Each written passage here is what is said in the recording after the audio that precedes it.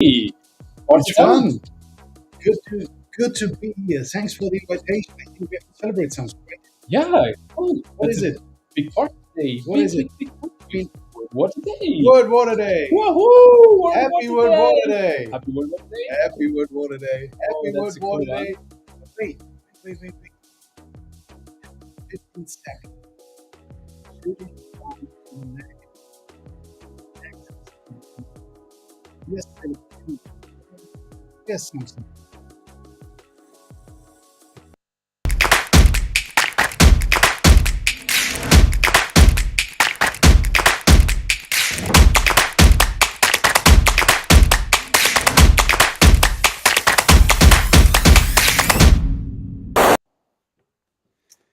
Okay, so you notice that we wanted to play funny. It's not a funny topic, but nevertheless, we just wanted to put a bit in perspective this element of let's celebrate World Water Day. Yeah, because everybody is celebrating, right? I mean, check out the streams. I mean, you said this in your pretty good podcast.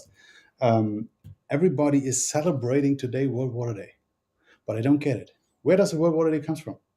Well, if we look at the history of World Water Day, that's this full try from humanity to say let's come together. It was in Mar del Plata in Mhm. 1977, and they said, okay, we have a problem. We still have those billions of people which don't have access to water, Yep. and whatever we try, it just doesn't work. So they tried the water decades in the 80s, didn't work.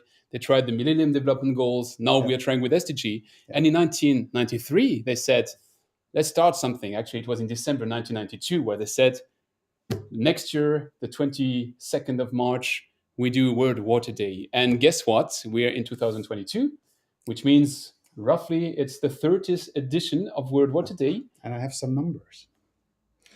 Still today, 2.2 billion people, that means 30% of the population, have a lack of safe water at home.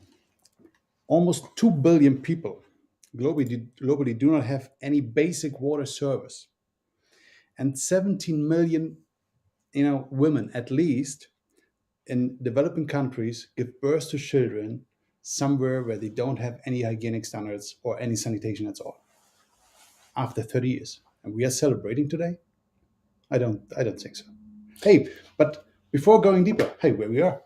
So you might have guessed that we are together physically at the same place, which is not that often because usually everybody is in its own window. So that is something quite uncommon. And we are at GF Piping Systems. So GF Piping Systems, if you've been listening to my podcast, you might know that GF Piping System is a world leader in piping systems. So it means pipes, um, fittings, valves, actuators, sensors, and all of that. But it's not about that today.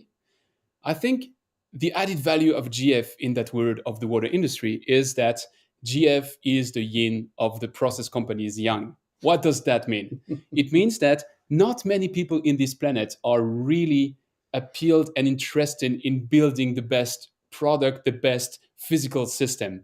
But many people are really looking to have the best process. And it turns out that all these people which are interested in this very special fashion of having the best product, the best physical system happen to work for GF piping systems. So if you are a process company and you want to put some products around your process, you want your water to flow from A to B, you want your water to be monitored, you want to have exact conditions that are fulfilled, then we can be your partner. And I'm saying we because yes, I'm working for GF Piping Systems. So I'm very happy to have my employer and my company today sponsoring the show and hosting us today physically in Schaffhausen.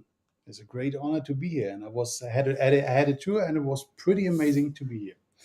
Back to topic. World Water Day. So, what we have for today is a bit to have a look at what we could be doing to end World Water Day. Why do we want to end World Water Day? For the reason we were doing those jokes so far. So, we want to end it because we really think that we should come back to the core of the purpose of World Water Day.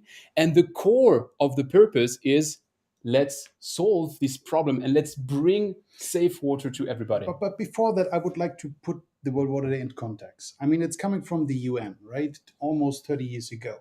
But I mean, World Water Day is always every year, 22nd of March. But there are other days.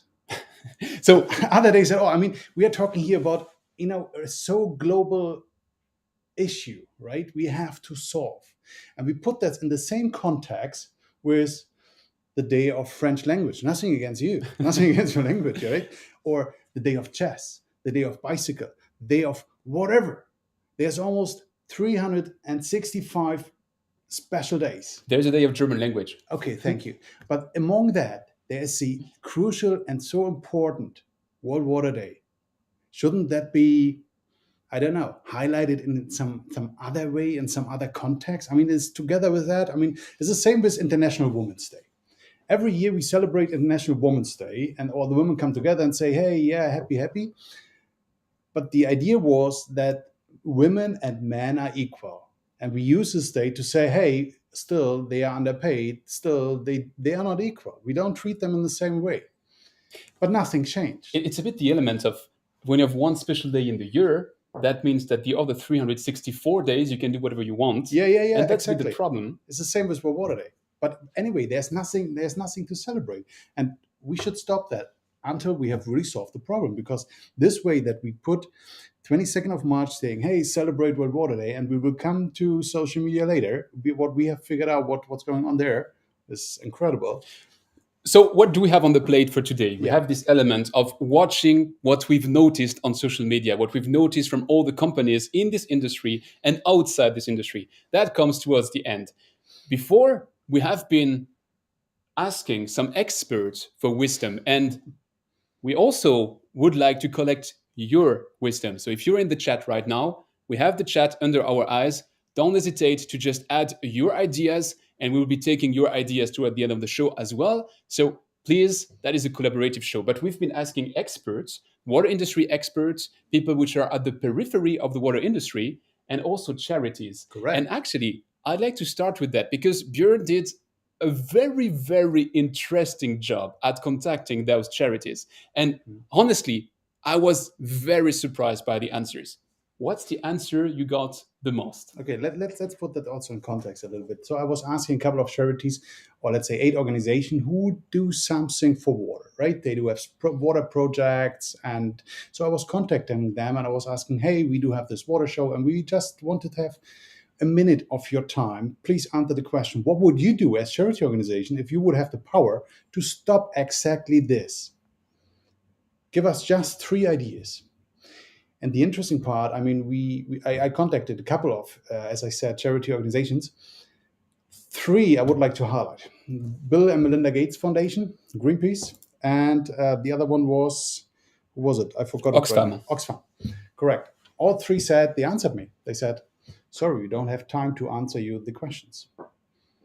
What does it mean if you as a charity organization like Bill and Melinda Gates, which is pretty much dedicated to exactly this issue, and they don't have the time to take 1 minute and give us an idea what their solution would be? It's not to blame them because I guess they must be busy doing stuff. And we know that, for instance, the Bill and Melinda Gates have done an amazing work with the Reinvent the Toilet Challenge.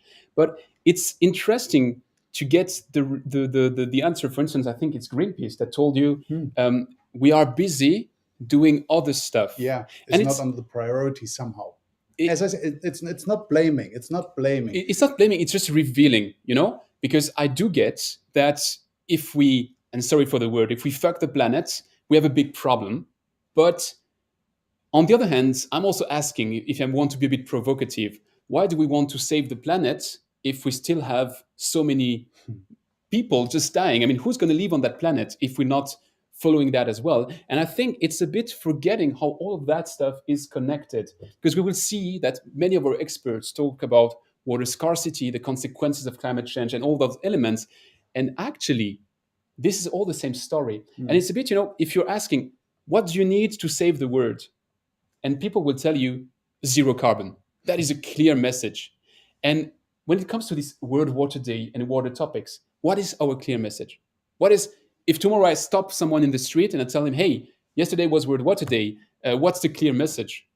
Would you have something to say? I mean, I wouldn't take it up front, but let's say one company said today in social media, "Yeah, we should stop the water during we brush our teeth." It was a water company who did this morning. I mean, it's like Isabel said. Isabel said World Water Day is similar to World Women's Day. It's just a bit of blue washing. It's not greenwashing, it's blue washing. I like that. And I think there's a fundamental problem with all of that, which is, and that's something that Ravid Levy said to me on my microphone when I was interviewing for the podcast. Um, we're always talking of this: stop the water when you're brushing your teeth. We're never speaking of who is really using that water. And when we brush our teeth, if you stop the water when you brush your teeth, or if you pee in the shower, what is it saving? It's not even saving the quantity of water you would be consuming if you eat 1 square of chocolate. So if full year long you're having 2 bars of chocolate, so 10 square of chocolate, that is more water than all the water you will be saving all year long if you pee under the shower and you stop the water when you brush your teeth. So that means you're saying you're calling to everybody we should all pee under the shower. Is that what you're saying?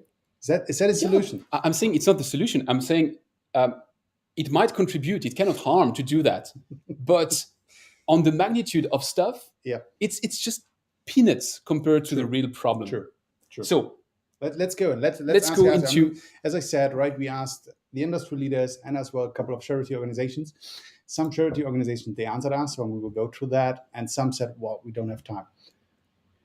Maybe. what I propose you is to start with some of our experts, and actually we classified our experts by answer. We clustered the answers, and you'll see that this element of connecting to climate change is something which stood out in what they said. Here's their propositions.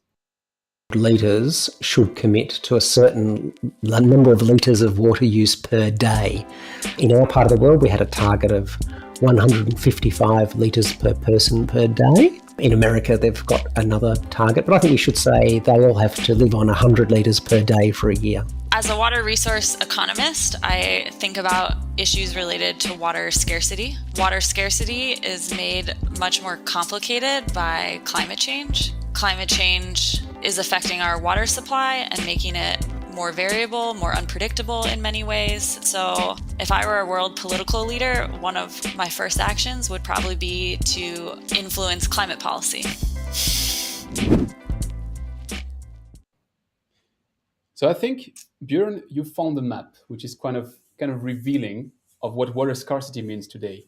For what? From one of the charity organizations, we contacted. One was Life Needs Water. They are saying, well, if we would have the power, we definitely would plant 1 million trees because these trees are part of the climate change and they could partially solve at least a bit of the problem. This is one of your guests said as well, right? So the climate change is really somehow the issue, but beside that also, I mean, there's also the idea to reduce the water consumption, right? So I want to open this bottle a little bit because we have here in the where we are here in middle Europe, so that means the consumption is somehow 120 liters, 110 liters a day per person, right? And someone is I would say saying, much more, but yeah.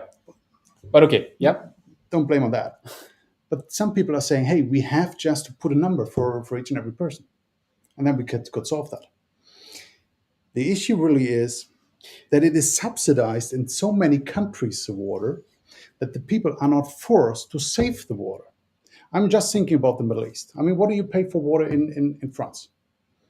Total. I think the average is about 1.7 euro per cubic meter. Something, right? So we pay even more, I think, more than 2 euros in Germany.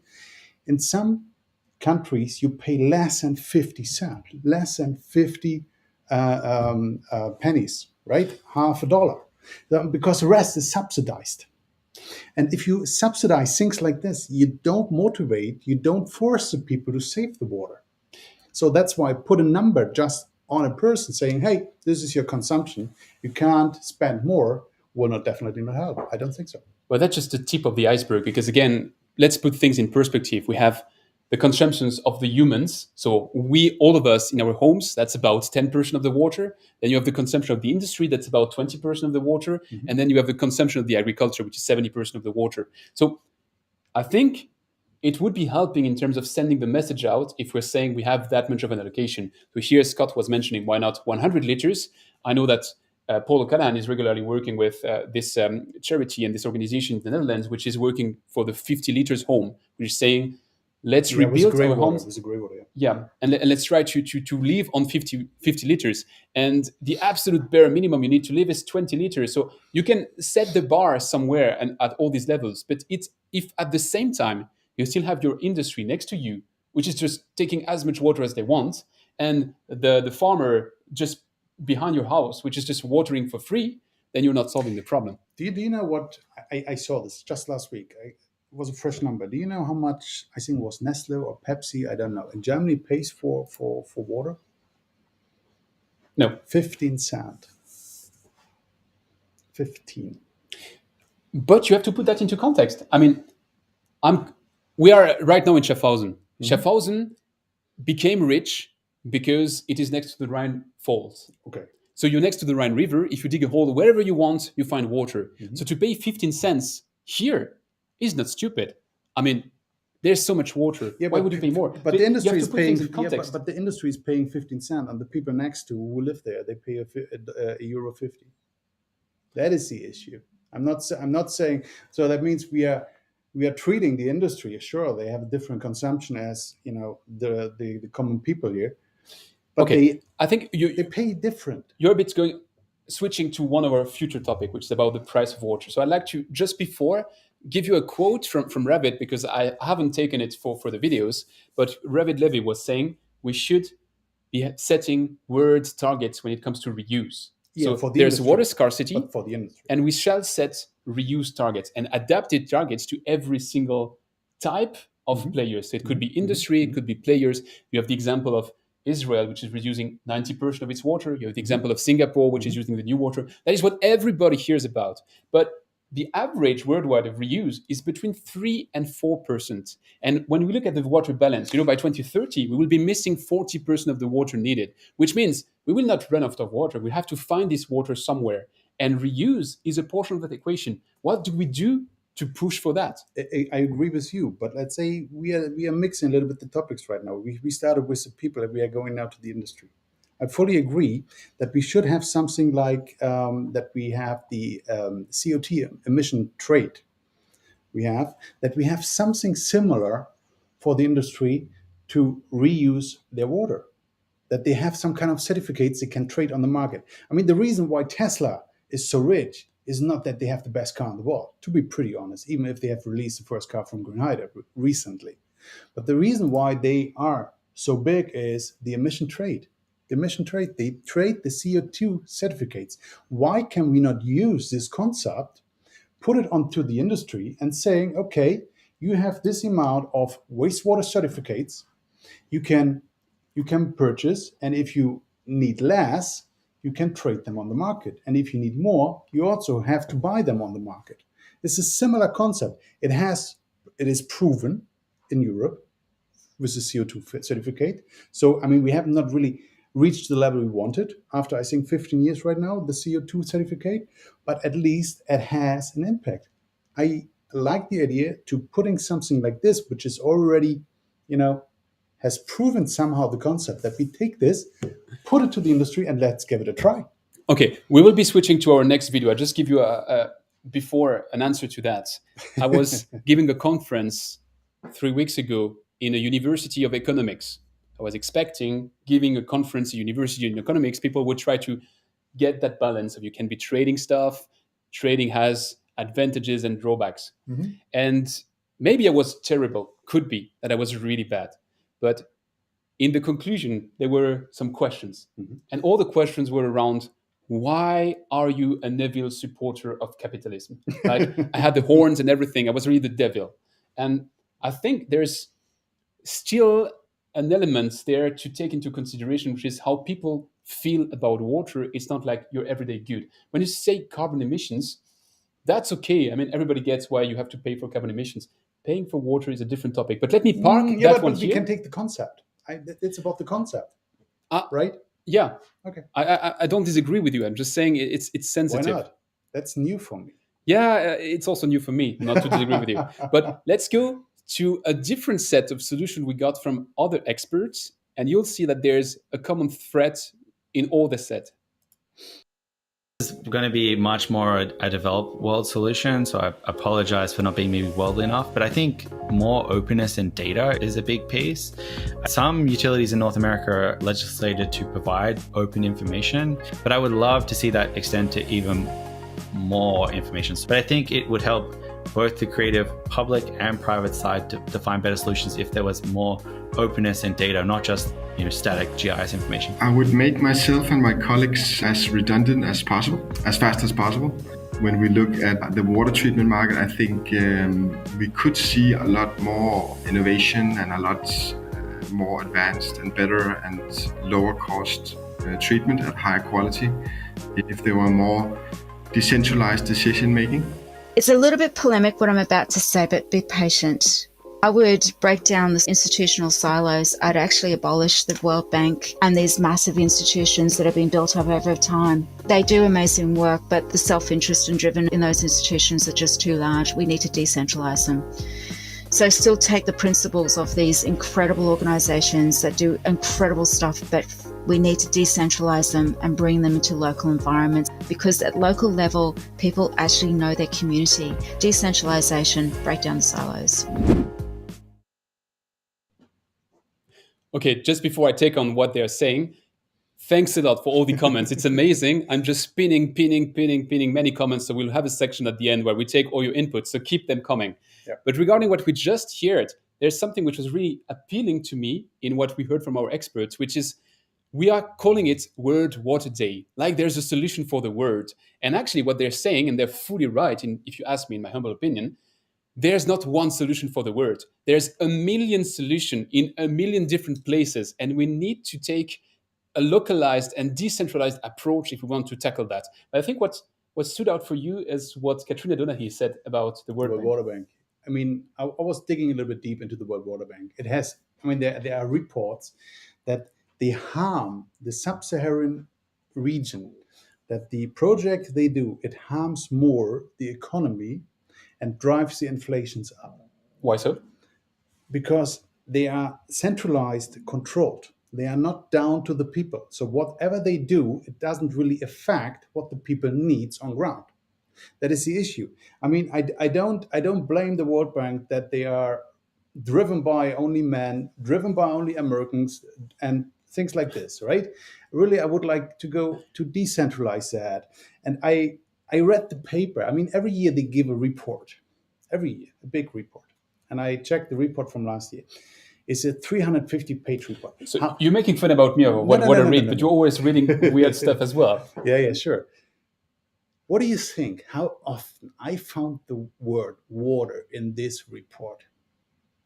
I mean, again, we are World Water Day. We have lack of access. I said 2.2 billion people don't have access to water. How many pages in the report?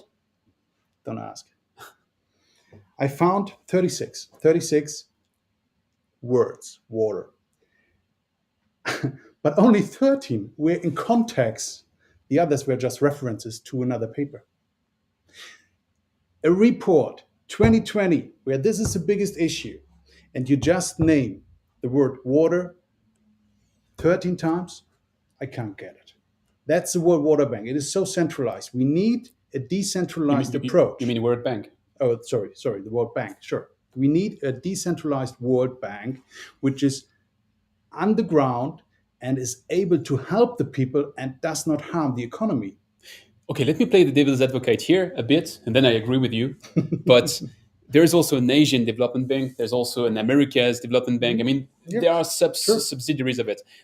And that's all I have for the devil's advocate. Then, yeah, but the World Bank is driving this. They have the power. They have the financial power. They have the political power to drive projects, to solve this issue we have here, to bring water to 2.2 billion people. I think they don't do. That's also something not in the way the people are looking for this. It harms their report. It harms the industry. It drives the inflation down. Think about that. That's also something which stands out in the book from David Lloyd Owen, which is World Water Funding. I mean, funding finding the funding issue. Sorry, it's not the right title, but it's the right content. Yeah. And what he's showing here is the book is Global Water Funding. And what is showing inside is that we have this approach of having charities bringing water to places which are at the other end of the world and thinking, well, what they must need is that. And then we send something, and then that something ends up being not used at all or not useful. And that is really where having this approach of having local people and empowering the local people to move forward and to move the needle is much more efficient. And I'll have an example of that. It's something Jacob Bossar explains on my microphone. So Jacob Bossar, he's the founder and CEO of Bosac. And what he's saying is that he's bringing water to countries like Suriname or, sub-Saharan Africa, basically speaking.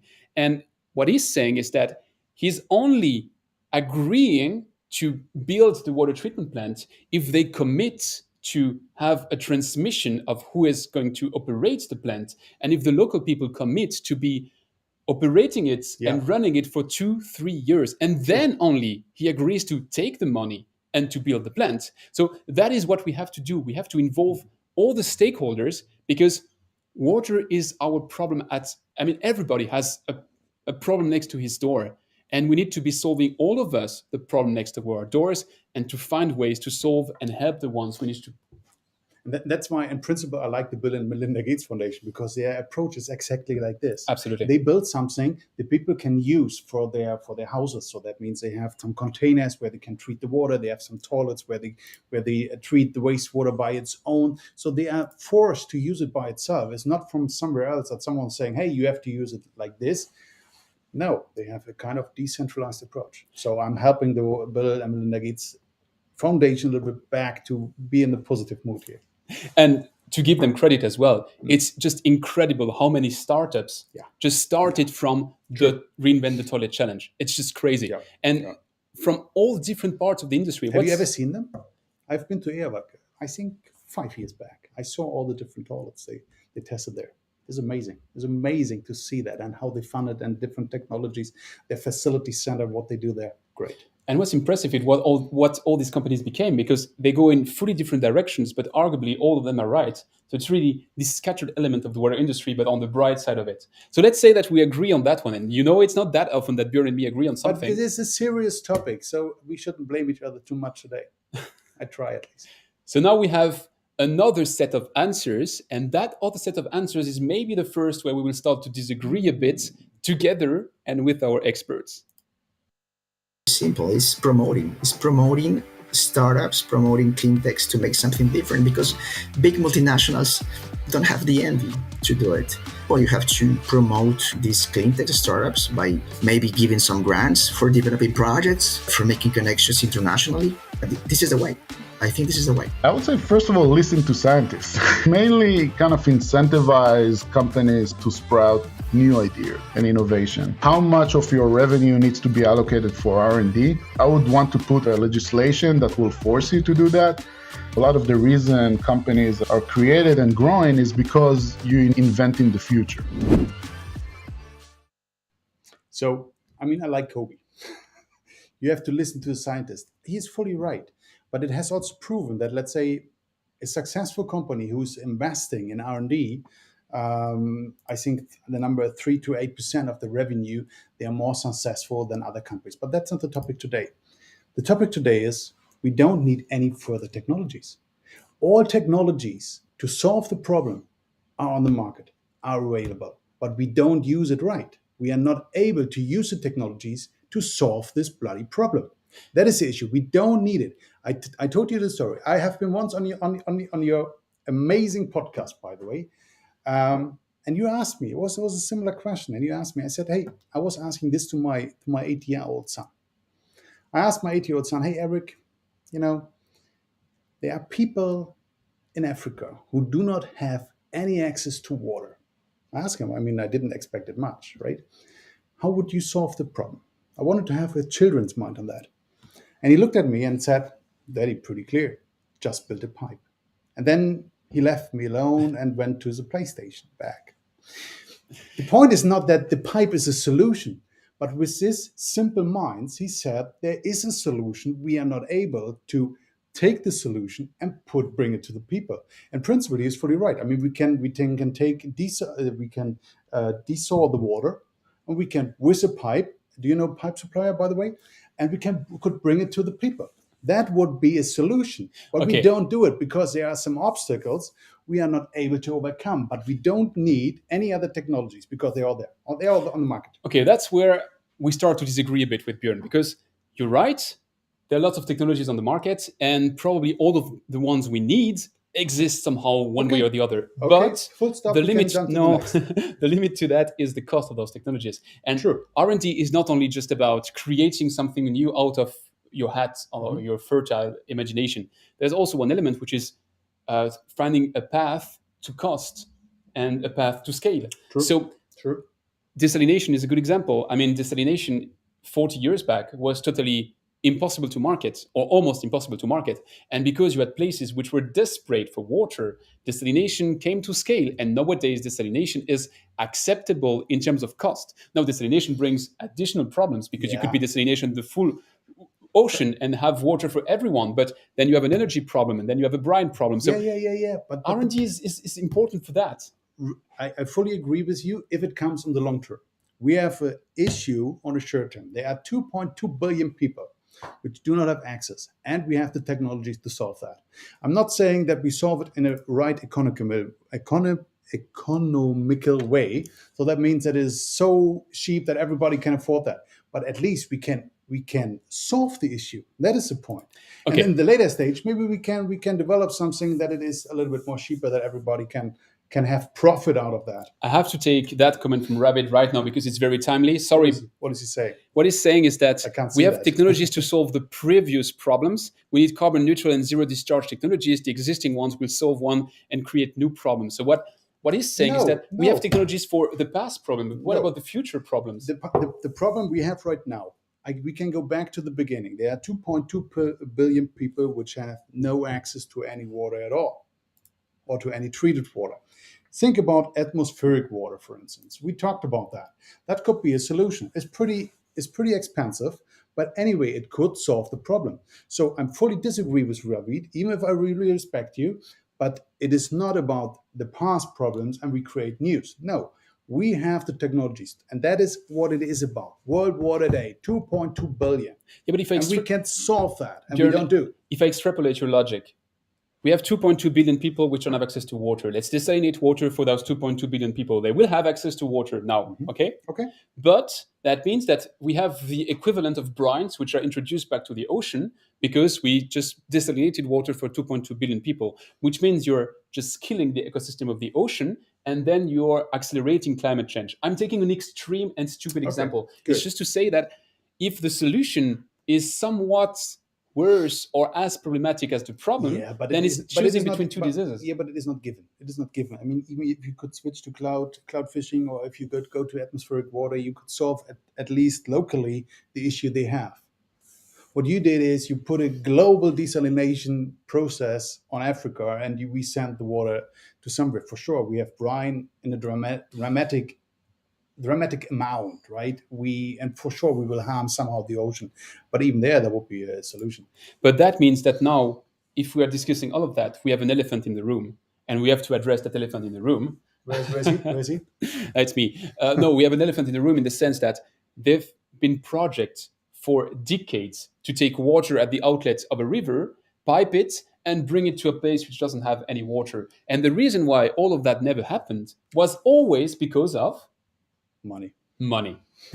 So let's have a look at what our experts say on money, and then we will see that is maybe the most pressing challenge.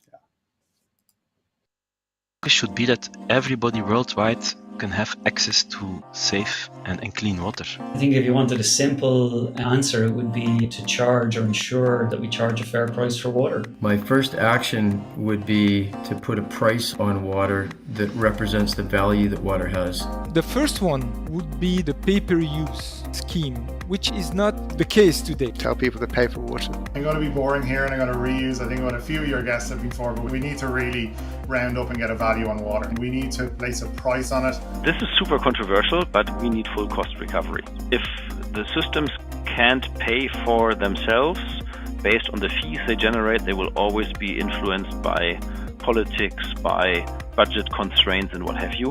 And the success of the countries that have very well-functioning utility sectors is also full cost recovery. At the end, it needs to pay for itself. We accept that everybody pays for electricity, everybody pays for internet, not just full cost recovery, but also a healthy profit for the providers.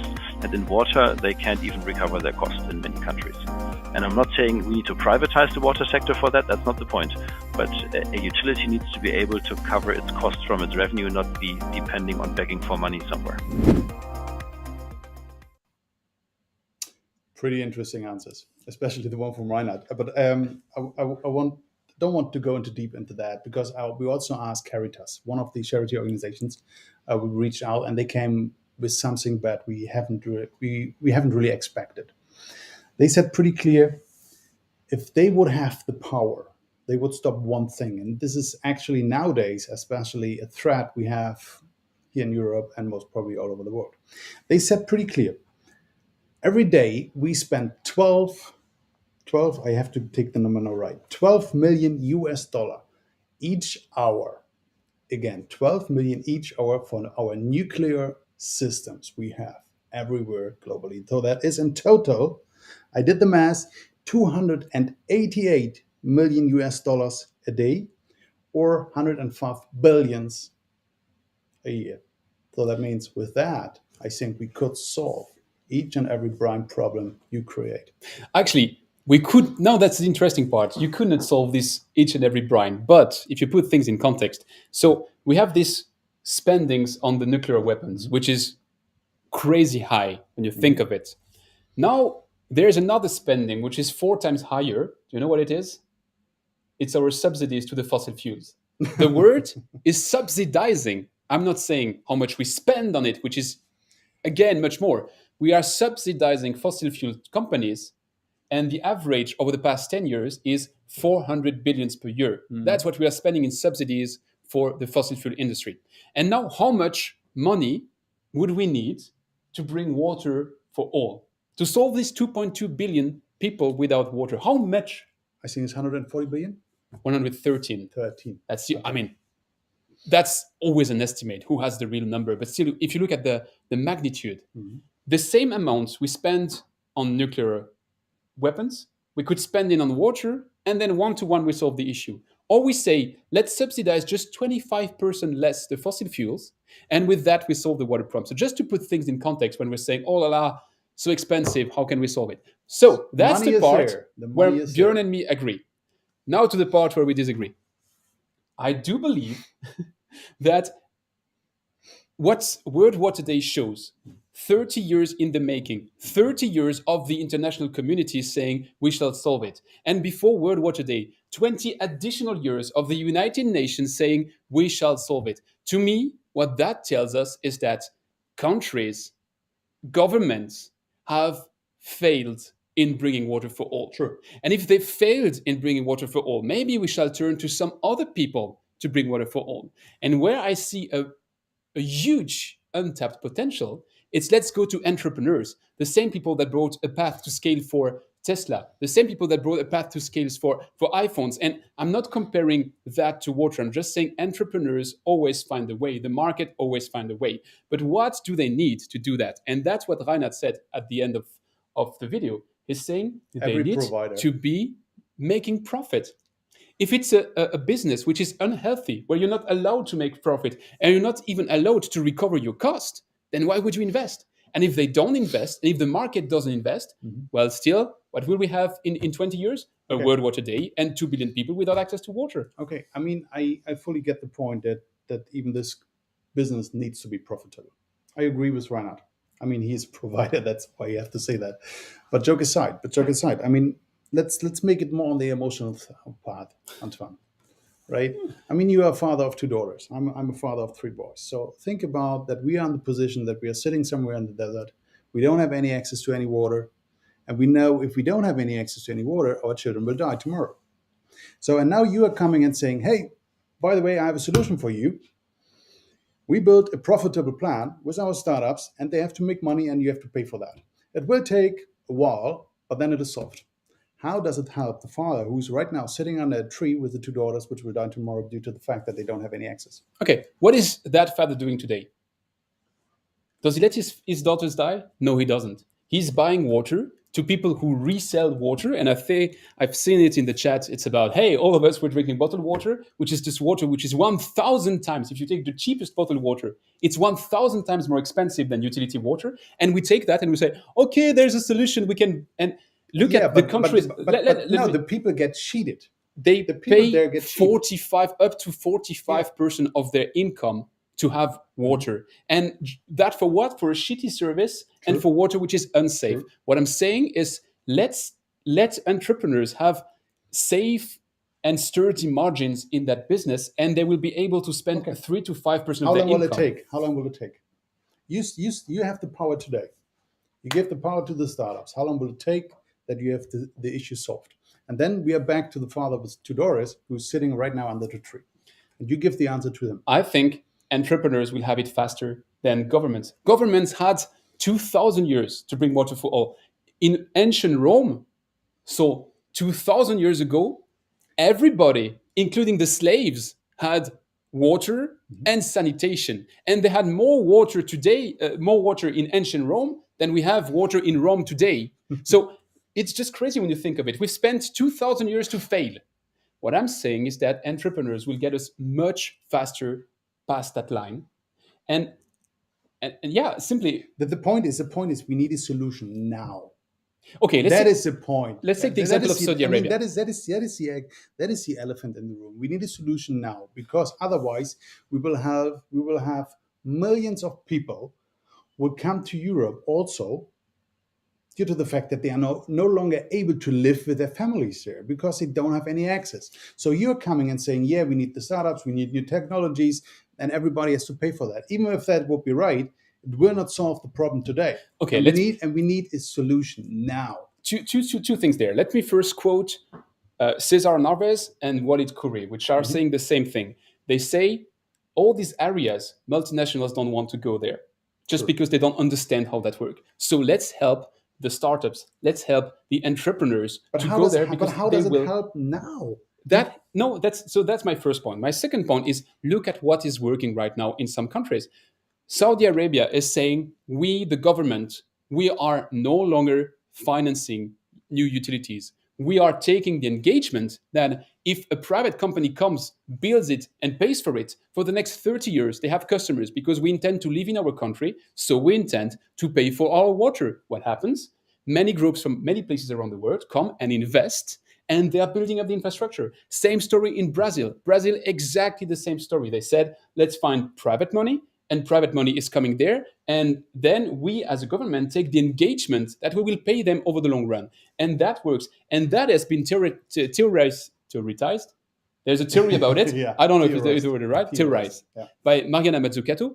Mariana Mazzucato wrote an awesome book, which you shall read once you are done reading all the reports you're reading. And that's called The Entrepreneurial State. And what she's showing is that at the end of the day, when the states are really efficient, it is not when they are just putting their money on the table and building something. It's when they are committing as a customer to support whatever business is starting to develop and to solve problems which are societal problems. And that's what we need in the water sector. The big issue we have already there is that we have, I wouldn't say failed states, but at least failed politics. Because what do? I mean, the World Bank is going there, is financing any project, and the politics are taking the money and putting it in the right pocket, and the other half is giving to some friends. That's what happened. And that's why the people suffer and the children die, to be pretty honest. I mean, if that solution, if private companies, startups would go there and they would build up something, and they can get a profit, and then they would sell the water and they would solve the problem, I think everybody would be happy. But we have to overcome the big hurdle, and the big hurdle is the politics, because they will not allow that, because then they will not get the money in the right pocket and the other half to his friend. Here again, then we can go to the comments, because I tell you there's a one, I'm already grinning because it's really controversial what Rabbit just said, but I'm going to quote David Lloyd Owen again in his book, Global Water Funding, because what he's saying is that there is the right tariff, which is what you would be needed just to sustain the water industry and to bring water for all. And then there's the tariff that politicians will allow you to charge. And there's a strong difference in that. So it's exactly what you said.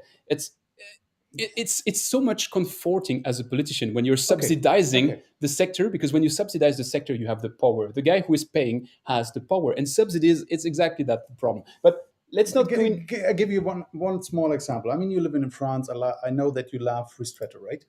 If you go to a ristretto bar, you get a ristretto. What do you get with for free? Some water. You get free water. Free water. So he gets free water. Why not someone else? I think, okay, let's go with that. That is so shitty of an argument. Congratulations, Björn. Okay, let's take the various comments. I realized that Rabbit has said some clever things in the chat because I've pinned it multiple times. So why do you say nothing changes? Does more or less people have access to clean water than 10 or 20 years ago? I think this you can answer, right? That's very interesting. Because you did it in the postcard. I read it. He's really right. Yep. There's more people who have access to water nowadays than people that had access to water 50 years ago. The problem is that we have exactly the same growth in population than the growth in people who have access to water. So we are evening out those two phenomena. And if you look, SDG 6, big in phases on all of that, we went from 70% of humanity has access to water to 74% of humanity has access to water. That's awesome. Every single person who gets more water, it's one. But 70 to 74%, and we are in 2022, and we are supposed to solve that by 2030, which means we are going that slow that when you look at the population in 2050, we will have the same problem. So let me connect that to the other comment of Rabbit, which is saying that in ancient Rome, there were much less people, and he's fully right. So he's asking, and I'll leave it up to him, is asking if the solution to water scarcity is also in controlling population growth. Do you have a good answer to that one? Not really. Difficult. But I read meanwhile another one from Isabel. She's saying let's take the money from the space programs to use it. You're half and half right, because I would like to give one example. I mean, we have World Water Day. That's a brilliant one. Let's bring that, because there's a bridge. There's a bridge. I mean, we have not only World Water Day. Every World Water Day does have a special topic, and today the topic is groundwater. Make the invisible visible. So, and the issue with groundwater is it is underneath our feet, right? So we can't really see that. We have no really clue how much is there, how much we lose, how much we win, where does the water goes, and where does the water comes from. So that's really a big issue. But there is one NASA program, NASA together with the German, what is the right word? The German Aerospace Center. Does it exist? Still, 20 years ago, they developed a program. It's called the GRACE Project. It's called the Gravity Recovery and Climate Experiment. To make it short and simple, even for you, there are two satellites. They are turning around the Earth 15 times a day. And they are playing Tom and Jerry, because Tom is in front and Jerry is in the back. And the distance is 220 kilometers. So, and they measure the gravity anomaly. So that means if something with a gravity from the Earth, because of the height, because of the water, whatever, goes, then it goes faster or even slower. And they always measure exactly the distance to each other. And based on that, they can find out exactly the gravity issues. That's one thing. But the other thing is, beside that, they identified losses of groundwater. And one thing they identified is that over the last 20 years, one of the countries which suffered most in groundwater was Germany. And you mentioned that. We are here in Schaffhausen, which is very close to the Bodensee.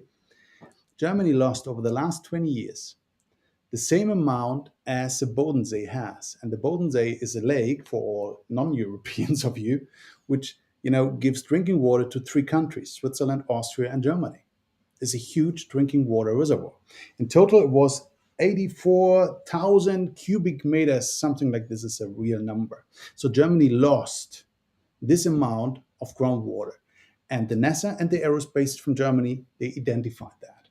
So I wouldn't agree on taking all the money from the space program and put it somewhere. Yet, talking of money and talking of this example, there's something quite interesting. It's that Germany is using 19.5% of its renewable resources. So if you look at the definition of water scarcity, Germany is below 20%, so Germany is not a water scarce area. Denmark is using 20.5% of their water resources. So they are water scarce. What did Denmark do? Denmark just multiplied the cost and the prices of water by 3, by 4. It's the most expensive place in the world when it comes to water, but they also get the best water service and the best water balance. And they divided their abstraction by almost 2, which means that if you look today at Denmark, it's no longer a water scarce country, despite climate change, despite everything. So it just shows that there's a direct correlation between one, realizing there's a problem, and then maybe the space programs can help if you need that, and acting on that problem. And that is really, I mean, we have great examples of countries who do it great. We shall be inspired by that. I have a couple more comments which I'd like to take. Please. We had that comment which was reacting to Nestle and what you said about Nestle, and which was also saying how many people drink bottled water. Like, it's far too much. And yes, it's true that if you look at countries like Mexico, today already there are more people. I mean, there's more spendings in bottled water than spendings in utility water. And the problem with that is that if you have to bet between one and the other, bottled water being 1,000 times more expensive, when you are spending the same amount of water, you get 1,000 times less water. So if we are giving our money to bottled water companies, at some point we have a problem, because we are no longer bringing money into the system for the utilities. But on the other side, I was always, if I was traveling around the world, and each and every airport in Europe, if you need some water, you pay for a bottle of water 2, 3, even 4 euros for a small bottle of water. If you go outside Europe, you pay less than €1. That always makes me crazy. I don't get it. It's just water. There are a couple of very interesting comments about the link between our water problem and the bigger scheme of climate change and water scarcity. And it is fully true that sometimes when we stay inside our water industry silo, we forget about how much connected it is. So we have that comment saying how the watersheds play an important role. More than 50% of the watersheds disappeared, and that is in turn a problem. And there's a second comment, if I recall right, which was about biomimicry. And there as well, that is a good example of how you could have local solutions and things which are really catered to your area. Maybe next to you, there's a biomimicry solution which would be working, and which would not be working like 500 kilometers from there, because there the environment and the ecosystem is fully different. So that brings us a bit back to this element of... I get it from a research point or from the technology point of view, but does it really solve the problem we have? I'm always coming back to my point. 2.2 billion now, today. And tomorrow. When you have a living building like what Dennis Moll is doing with Enso Earth, the living building, the concept is that you have a building which is self-sufficient, doesn't need external energy, and involves the full community in having this virtuous cycle. And this is something for, sub-Saharan Africa? Yes, of course. Somewhere in the middle of the desert? That can work everywhere. I mean, we have this vision of a desert, but what is a desert? A desert is a place where we've let the desert come. I mean, deserts are expanding. Why? Absolutely. Because we are not planting trees, because we are not doing anything to fight them. That's coming back to the life for water, or life needs water. They said, if I would have the power, we would definitely plant 1 million trees, because this will definitely... There was a cool, I think, post today from Michael Stanley. Gettysdorfer? Yes, and he's exactly described how trees could really solve this. It was pretty interesting. I couldn't find the time today because I was driving to read all of that, but I can really recommend that. There was also one from Asmik Barsegian, which was saying something very simple. It is so interesting to do something fancy, but at the end of the day, if you just plant trees, it's going to solve the issue. So it's like, okay, we can be discussing hours and hours about R&D, but at the end of the day, planting trees is probably the best solution. It's one of the solutions, yet not the most sexy, because you want to be coming with something which is engineered and all of that, because we all are engineers at the end of the day. All right. Do you have any other comments you want to bring in? There's this one from Isabel about what the Asian Development Bank is doing. So we just want to clarify that we didn't speak against what they're doing. And I would be really interested if you have concrete example, just come to tell it to us. I think it would be very interesting to take like good case studies about that. And I have a last one from Lalit. And water subsidy has to stop. We pay pennies for water. That is why it's not treated with respect. Metering is the solution. Metering, absolutely. I mean, today you can just, if you take it in your backyard, then it's free water. And we said about subsidies. What's the problem with subsidies is that it's a way to keep the power and not to be very efficient. Okay, but Antoine, I mean, you're always coming with the ideas from the guests from your podcast. But what would be your solution? What are your? I mean, we asked the industry leaders, we asked the organizations which are putting a lot of power into that. But if it comes to the into a nutshell, That's a tricky question. yeah. But Um, your three, what would do if I would give you the power today? I would play long ball first because I would play with the education. And I know that you're going to tell me it's not going to solve the issue today, but I think it's going to solve the issue tomorrow. The day we don't have the debate anymore about the value of water, we've won. So that would be my first one. My second one, I mean, I have to agree with all the ones who told that we have to be charging the right amount of water. So that I would fully subscribe to what our experts said. That would be about money. Let me think about the third one. I'll let you start with yours. I would go directly to the industry, and I would go to the industry. What I have discovered is in Europe, that's in each and every not only country, even as in the counties, the industry pays different fees. Depends on where you are. So what I would do is I would take a global European or a complete global fee for all industrial water treatment plants to collect some money. So if they pay more, then they have to. If they discharge more, they have to pay more. If they discharge less, they have to pay less. The same I would do. I would give them some kind of wastewater certificates. I would have the same kind of trading as we have with the CO2 certificate, and I would take this money and I will go down to where the need is, where the pain is the biggest, and I would find some decentralized solutions for these people. And on the long run, I will build up solutions outside the politics to get this solved. That would be my ones. I would bridge your two last one, and that would be my third one. So you see, we agree on that.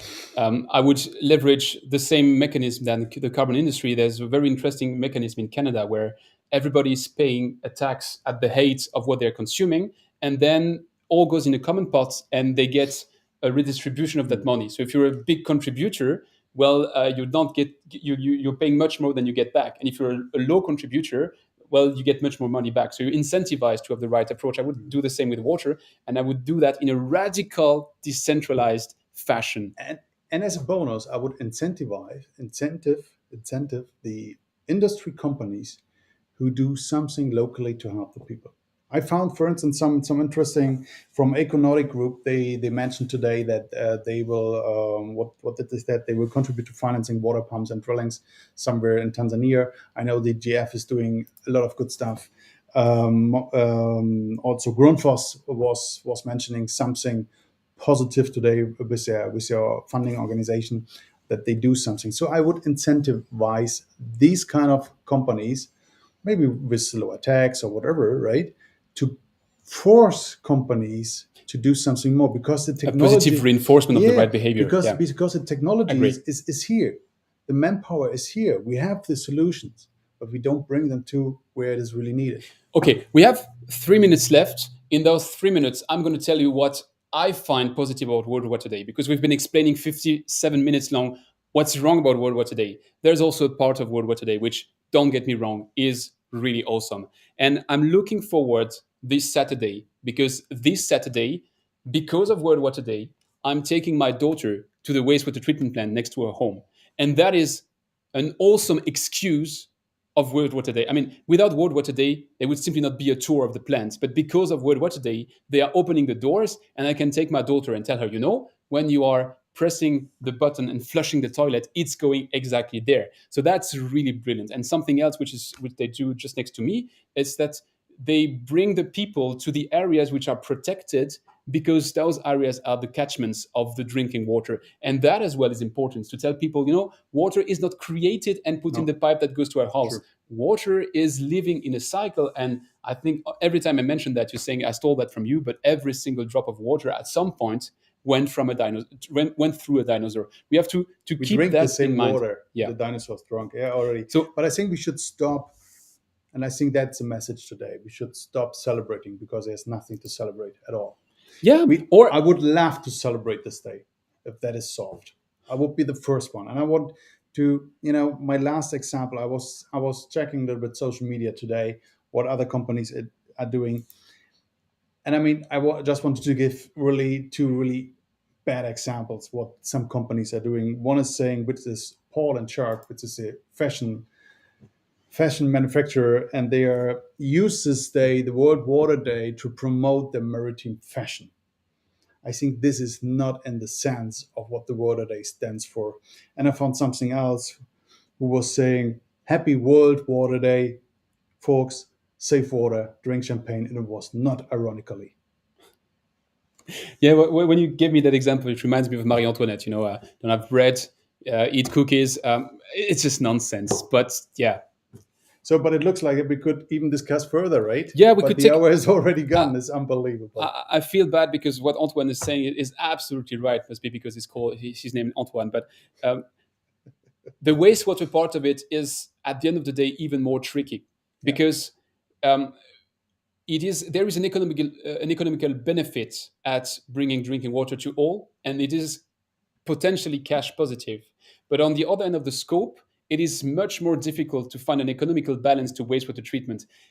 And nevertheless, you cannot have a healthy water cycle if you just forget about the wastewater side of the equation. But that is the part where it needs an involvement of the countries. And the SDG 6 surprisingly has a bit more of results to that extent, because we went from 80% of the world's wastewater is untreated to 44%. So I would say, hey, yippee, it's much better. And on the other days, that means that every second liter of wastewater today is still untreated, which is just a terrible burden on the ecosystems. But we are already over time. Yes. But that would be a topic for a full show. So maybe that would be something that we shall do with Björn. So come tell it to us, drop us a message in the chat, direct message, wherever. If you think that would be worth it, tell us, and we'll be very happy to take that one, because we have much more to say on wastewater as well. Excellent, as always.